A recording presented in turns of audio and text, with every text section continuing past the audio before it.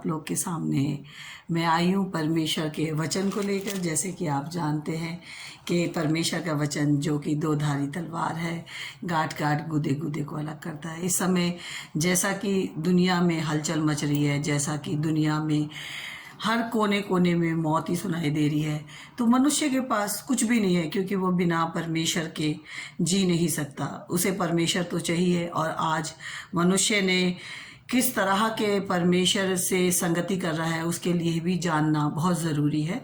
जिस तरह से एक सच्चे परमेश्वर का ज्ञान होना बहुत ज़रूरी है।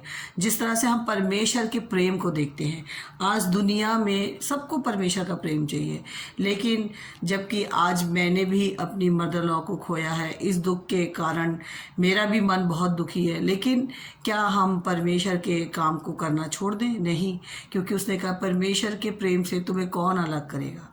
क्या जिस तरह से लिखा है रोमियो उसके 8 और उसकी 8 बाब की 35 से लेकर 39 आयत में लिखा है, कौन हमको मसीह के प्रेम से अलग करेगा? क्या कलेश, क्या संकट, उपद्रव या अकाल, नंगाई, जोखिम या तलवारें, या जिसके द्वारा परमेश्वर के प्रेम के द्वारा जिसमें हम बलवंत होते हैं, परमेश्वर हमें बलवंत करता है।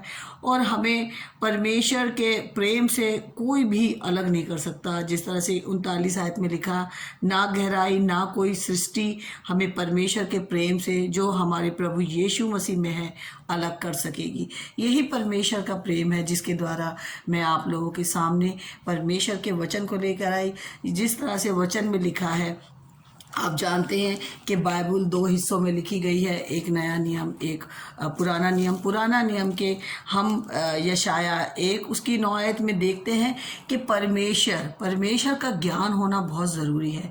जो परमेश्वर जिसने ज़मीन और आसमान को बनाया, यशाया के द्वारा किस तरह से लिखा है, यदि सेनाओं का यहोवा हमारे थोड़े से लोगों को ना बचा रखता तो हम सदोम के समान हो जाते और अमोरा के समान ठहरते। जिस तरह की ये सदोम और अमोरा की दृष्टांत जो कि बारे में लिखा है, वो उत्पत्ति 19 में लिखा है, जिसमें बताया गया था कि सदोम और अमोरा में इतना पाप फैल गया था जैसे आज पाप फैल गया। जैसे आज लोगों के संबंध कैसे कैसे हो गए हैं। मनुष्य ने अपने संबंध औरतों ने औरतों के साथ, पुरुषों ने पुरुषों के साथ, और न जाने क्या क्या पाप इस पृथ्वी पर बढ़ गया है, जैसे सदोम और अमोरा के समय था। तो परमेश्वर ने लोगों को आगाह करने के लिए लूत के परिवार के पास 2 फरिश्ते भेजे और कहा कि जाओ और इन लोगों को आगाह करो। और लूत का परिवार जो कि वहाँ से लोगों को बताना चाहता था कि परमेश्वर इस देश को नाश करना है, लेकिन वो नहीं जान पाए इस बात को, और परमेश्वर ने लूत के परिवार को वहाँ से निकाला। और इसी तरीके से परमेश्वर ने एक बार फिर से योना नबी के द्वारा नीनवे के लोगों में भी पाप इतना बढ़ गया था कि वहाँ के लोगों को भी परमेश्वर ने नाश करना चाहा, लेकिन नीनवे के लोगों ने पश्चाताप किया और सदोम और अमोरा के लोगों ने पश्चाताप नहीं किया। वो परमेश्वर से नहीं डरे। वो ये इस बात को भूल गए थे कि वो परमेश्वर जिसने सृष्टि को बनाया है, जिसने ज़मीन और आसमान को बनाया है, वो परमेश्वर वो नाश भी कर सकता है। हम इसके बारे में और भी आगे अच्छे से जान पाएंगे। जिस तरह से यहाँ पर लिखा हुआ है, सपोपदेशक एक बुक है, वो भी ओल्ड टेस्टमेंट में है, और उसमें इस प्रकार लिखा हुआ है, 12 बाब की 13 आयत में लिखा है कि सब कुछ सुना गया। अंत की बात यह है कि परमेश्वर का भय मान और उसकी आज्ञाओं का पालन कर, क्योंकि मनुष्य का संपूर्ण कर्तव्य यही है। मनुष्य का इस पृथ्वी पर पैदा होने के बाद एक ही कर्तव्य है कि वो परमेश्वर को जाने, उस सच्चे परमेश्वर को जाने जिसने ज़मीन और आसमान को बनाया, जो नहीं चाहता कि वो मनुष्य को हलाक कर दे, उस मनुष्य को जिसने उसने अपने स्वरूप में रचा। और जैसे कि लोग जानते हैं और दुनिया भी जानती है कि परमेश्वर ने इस सृष्टि को बनाया है, और इस सृष्टि के द्वारा जब पाप मनुष्य के बीच में आ गया तो मनुष्य का अलगाव हो गया, और इस तरह से आज तक वो पाप चलता आ रहा है। लेकिन परमेश्वर की योजना एक और है जो मैं आगे आपको बताऊंगी। और जिस तरह से सपोपदेशक के द्वारा परमेश्वर परमेश्वर ने कहा कि तू परमेश्वर का भय मान, परमेश्वर को जान। और मनुष्य जो है अब तक भी सच्चे परमेश्वर को जान नहीं पा रहा। कुछ ही लोग हैं जो उसकी योजना को समझ पा रहे हैं। जिस तरह से आज मनुष्य के अपने अपने परमेश्वर हो गए, घरों में, परिवारों में, परिवार का परमेश्वर, पति का परमेश्वर, समाज का परमेश्वर, दोस्त का परमेश्वर। मनुष्य के पास आज अपने बनाए हुए परमेश्वर हैं, जिसके द्वारा दुनिया जो है नाश हो रही है। जिस तरह से रोमियो 1 उसमें लिखा है कि मनुष्य जाति का पाप। अगर आप देखें तो रोमन चैप्टर, ये नए नियम के अंदर है, रोमन चैप्टर 1 उसकी 18 आयत में लिखा है, परमेश्वर का क्रोध तो उन लोगों की सब अभक्ति और अधर्म पर स्वर्ग से प्रकट होता है जो सत्य को अधर्म से दबाए रखते हैं। आज मनुष्य सत्य सुनना नहीं चाहता। आज अगर हम मनुष्य को बोलते हैं कि एक उद्धार करता है प्रभु यीशु मसीह, जिसके द्वारा ही हम उद्धार पा सकते, कोई दूसरा नाम इस पृथ्वी पर नहीं दिया गया। प्रेरितों के काम 4:12 में लिखा है कि स्वर्ग में और पृथ्वी के नीचे कोई दूसरा नाम नहीं दिया गया, एक ही नाम दिया गया है और वो है प्रभु यीशु मसीह। लेकिन मनुष्य नहीं जानता और उनकी अभक्ति और पाप के पूरा वर्णन अगर आप देखें तो रोमियो 1 उसकी 18 से लेकर 25 आयत में लिखा है कि 25 आयत में लिखा है, क्योंकि उन्होंने परमेश्वर की सच्चाई को बदलकर झूठ बना डाला और सृष्टि की उपासना और सेवा की, ना कि उस सृजनहार की जो सदा धन्य है।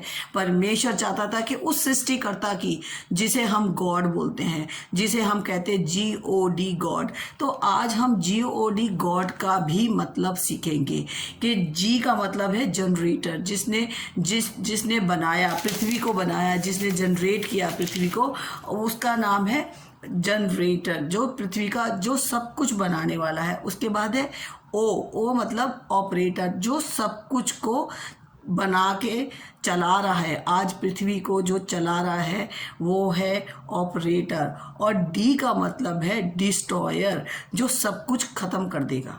इसके लिए हम फिर से देखेंगे कि जिसने सब कुछ को बनाया, जिसने पृथ्वी को बनाया, जिसने सृष्टि को बनाया, वो है पृथ्वी का बनाने वाला जनरेटर। और उसके बारे में भी हम देखेंगे। यशाया 40 यहाँ पर इस तरह से लिखा है,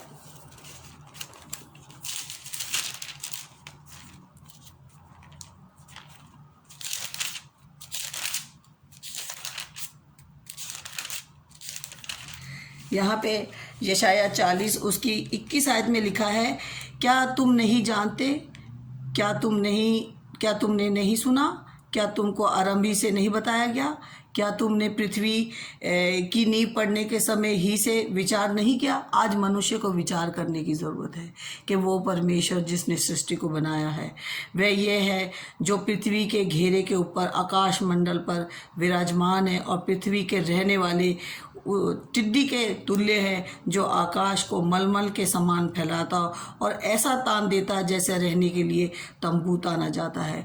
परमेश्वर जिसने इस सृष्टि को बनाया, इस सृष्टि को बनाकर उसने मनुष्य को दिखाया कि मैं जो कि सृष्टि का करता हूँ, और जो बड़े बड़े हाकिमों को तुच्छ कर देता है और पृथ्वी के अधिकारियों को शून्य के समान कर देता है। परमेश्वर से, उस परमेश्वर से डर नहीं रहे, उस सच्चे परमेश्वर को जान नहीं रहे, जिसकी 25 वर्ष में लिखा है, इसलिए तुम मुझे किसके समान बताओगे कि मैं उसके तुल्य ठहरूं। तुम किससे तुलना करोगे परमेश्वर की कि तुम उसको उसके समान ठहरा सको। और उस पवित्र का यही वचन है, अपनी आँख उठाकर देखो किसने इनको सृजा, वह अपने गुणों को गिन गिन कर निकालता और सबको नाम ले लेकर बुलाता है। वह ऐसा सामर्थ्य और अत्यंत बली है कि उसमें कोई बिना आए नहीं रहता। परमेश्वर जिसने सृष्टि को बनाया, गैलेक्सी जो कि उसका कहना मानती है, उसने सूरज को, चांद को बनाया, लेकिन मनुष्य क्या कर रहा है, आज सूरज और चांद की वर्शिप कर रहा है। आप देखते हैं कि दुनिया में उठकर लोग सूरज नमस्कार कर रहे हैं, जो कि सृष्टिकर्ता जिसने बनाया उसको नहीं जान पा रहे।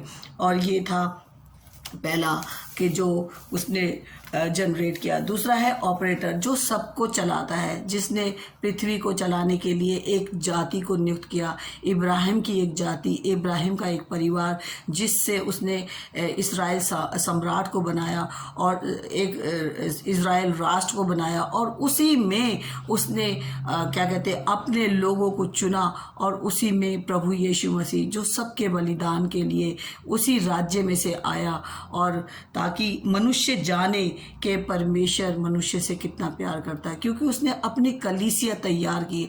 आज कलीसिया जो कि प्रभु यीशु मसीह पर विश्वास करती है, वो चाहता है कि हर एक जन जाने जिसे मैं चला रहा हूँ, मैंने तुम्हारे लिए एक नजात का रास्ता बनाया, मैंने तुम्हारे लिए एक उद्धारकर्ता इस पृथ्वी पर दिया है, ताकि जाने मनुष्य कि आज जो पृथ्वी चल रही है वो उसके अनुग्रह के दान से है। प्रभु यीशु मसीह हमारे लिए एक ऐसा अनुग्रह है जो हमें उस नाश से, जो कि वो डिस्ट्रॉय करना जानता है, जो कि परमेश्वर जो कि डिस्ट्रॉय कर सकता है, जिसने लूत के समय में और सदोम और अमोरा को नाश कर दिया, और जिस समय नीनवा के लोगों ने पश्चाताप किया तो उन्हें जीवन का मौका दिया।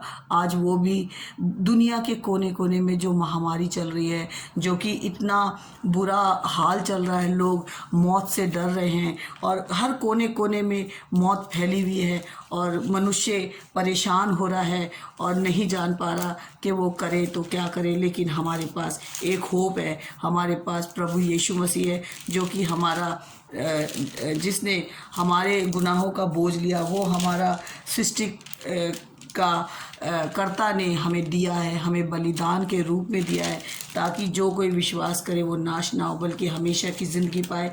इसी तरह हम पढ़ते हैं पतरस की पत्री में, पतरस 2 और 3:10 में इस तरह से लिखा है, परंतु प्रभु का दिन चोर के समान आ जाएगा, उस दिन आकाश बड़ी हड़हड़ाहट के शब्द से जाता रहेगा और तत्व बहुत ही तप्त होकर पिघल जाएंगे और पृथ्वी उस पर के काम जल जाएंगे। इस तरह से परमेश्वर सृष्टि को डिस्ट्रॉय भी कर देगा। लेकिन आज हमें परमेश्वर ने मौका दिया है कि हम जीवन की उस पुस्तक में जो न्याय आसन के सामने खोली जाएगी, जिसके अंदर वो हमारे जीवन का हर दिन लिखा जाएगा। आज किस तरह से सुसमाचार कौन किसको सुना रहा है वो भी लिखा जाएगा, और परमेश्वर चाहता है कि हर एक जन को मौका मिले। जिस तरह से प्रकाशित हुआ कि इस बाइबल की आखिरी पुस्तक में 3:20 में लिखा, देख मैं तेरे द्वार पर खड़ा खटखटाता हूँ, जो कोई मेरा शब्द सुन के द्वार को खोलेगा मैं उसके साथ भीतर वास करूँगा। आज कलीसिया क्या है, मैं और आप। आज कोई पत्थर की बनाई हुई चर्च, वो कलीसिया तो अब बंद हो गई है, लेकिन आज मैं और आप ही यीशु मसीह का प्रचार फ़ोन वीडियो के द्वारा, जूम के द्वारा, हम अपने रिश्तेदारों को, हम अपने मित्रों को प्रार्थना के द्वारा इनवाइट कर रहे हैं, ताकि हर एक जन को मौका मिले, कोई भी इस अनुग्रह से वंचित ना रह जाए, क्योंकि मौत दरवाजे पे खड़ी है। आज आप देखो तो हर दरवाजे पे एक ना एक मौत का दस्तक सुनने को मिलता है। लोग आज फ़ोन नहीं सुन रहे, आज लोग व्हाट्सएप देखना पसंद नहीं कर रहे।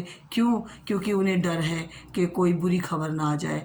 लेकिन हमारे पास जो एक है वो है सुसमाचार, जो हमें शांति देता है, जो संसार में कोई भी शांति नहीं दे सकता, और वो दे सकता है तो सिर्फ प्रभु यीशु मसीह, जिसने कहा मैं जाता हूँ और तुम्हारे लिए जगह तैयार करता हूँ। उसने कहा तुम्हारा मन व्याकुल ना हो, डरना मत, मैं तुम्हारे साथ हूँ। लेकिन वो किनके साथ होगा? लेकिन वो उन्हीं के साथ होगा जो उसे अपना प्रभु और अपना उद्धारकर्ता ग्रहण करेंगे। वो चाहता हर एक को आज पश्चाताप का मौका मिले। मेरी हर एक से यही विनती है कि अपने दिलों के दरवाज़ों को खोल दो। आज चर्च के दरवाजे बंद हो गए, लेकिन आपके दिल का दरवाज़ा कभी बंद नहीं होना चाहिए। आपकी आखिरी सांसों तक परमेश्वर आपको मौका देगा। प्रभु यीशु मसीह जो कि आज बाप के दाहिने हाथ बैठा है, वो देख रहा है कि कौन मेरी भेड़ है, कौन मेरे राज्य का प्रजा है। वो अपनी प्रजा को बुला रहा है, वो कह रहा है कि देख मैं तेरे दरवाजे पे खड़ा हूँ। और हर एक जन इस बात को समझने की कोशिश करे और अपना दिल प्रभु यीशु मसीह को दे दे। आप सबके लिए मेरी यही प्रार्थना है कि आपके परिवार का कोई भी जन इस पृथ्वी से ना जाने पाए जब तक वो अपने गुनाहों से तौबा ना कर ले। हम सबको गुनाहों से माफ़ी मांगने की ज़रूरत है, क्योंकि हम सब पाप से पैदा हुए। आदम में पाप आया, इसलिए सारी सृष्टि में पाप आ गया, और पाप से बचाने के लिए सिर्फ प्रभु यीशु मसीह ने जान दी, क्योंकि जब प्रभु यीशु मसीह की जान जा रही थी उस समय अंधियारा हो गया था, क्योंकि परमेश्वर ने सारा पाप का बोझ एक एक जाति का वो प्रभु यीशु मसीह के ऊपर डाल दिया, और पाप के कारण हम सब का बोझ यीशु मसीह ने लिया, और उसने हमें नजात का ये रास्ता दिया, ताकि जो कोई विश्वास करे, यूहन्ना 3:16 में लिखा है कि जो कोई विश्वास करे वो नाश ना हो बल्कि हमेशा की ज़िंदगी पाए। आप सबको जय मसीह की। परमेश्वर आपको यीशु मसीह नासरी के नाम से आमीन।